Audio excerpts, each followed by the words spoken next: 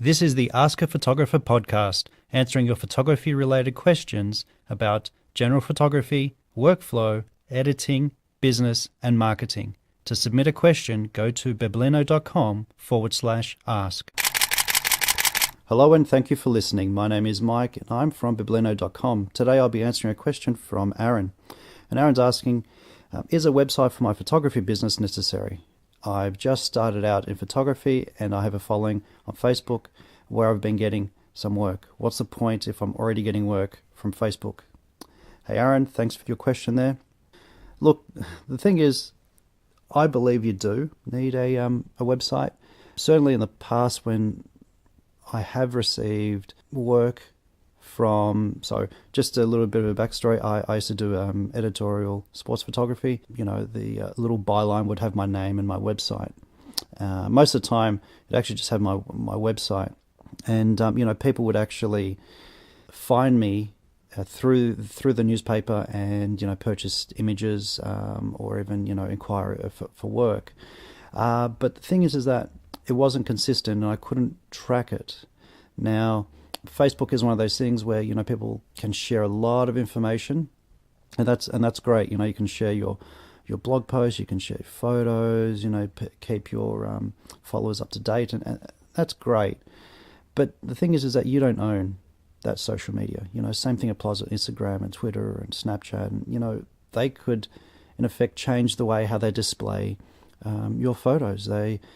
Lately Facebook has been restricting how much a business page has reach to its users. So, this is actually quite annoying because, in the past we were quite fortunate to get a lot of reach. You post a photo and hundreds of people would actually see the photo. Now it is a lot less than that. So, it obviously depends on how many people you have following you, but so what I'm trying to say is that, look, yes, you can get work from elsewhere.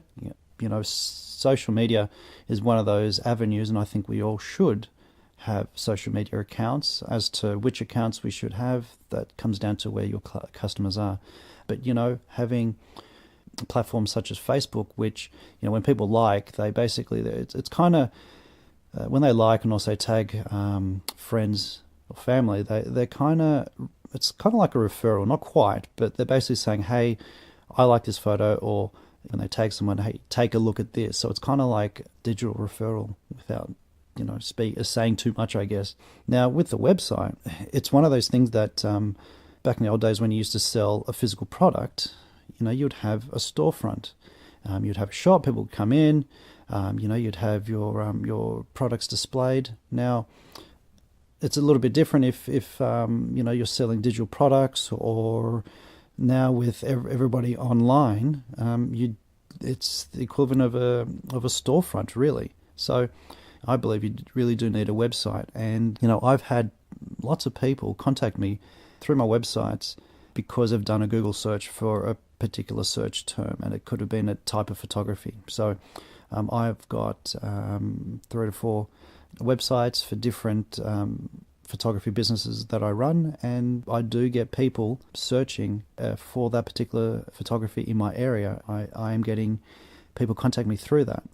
Now, the good thing is that I know where they're coming from because I have Google Analytics, and I can see if they're coming from Facebook or if they're coming from anywhere, if they're just doing a direct search. And unfortunately, you can't always see what search term, but you do have the control of what information they see. And that's one thing that the social media platforms have their set formats and the way how they display photos and the way how how much information you can put on a page and how it looks, and you're restricted with their rules. And whereas with the website, you can control all that. You can see how much information prospective clients would have. I think it's definitely a thing that you should consider. Now, you shouldn't have all your eggs in one basket. So having said that, you shouldn't just rely on social media just to get all your clients, and you shouldn't rely on a website to get your clients. You need to do, if you're new, a little bit of advertising may not be such a bad thing. So that's my view on that. Now, if you're new to actually, I guess, the online world in the sense of a website, I would highly recommend that you get a website from wordpress.com. With WordPress.com, fairly simple to set up, but one thing I should point out is that you should do a couple of things. One, you should buy a domain, and if you type into Google and you type in 99-cent domains, you should come up with a listing for GoDaddy. So the first year is 99 cents, which is an absolute bargain, and you should redirect it to your website. Well, you should direct it to your website, and the instructions there at WordPress.com. Now, one thing I should point out is that with WordPress.com, since it is a free service, they do put some ads at the bottom of your page. To remove them, you do pay a small fee. I think that's definitely worth it. It is a yearly fee, so if really all you're doing now is buying your domain and then paying a small nominal fee to remove those ads at the bottom of your page, and that's all your outlay, then that's fantastic.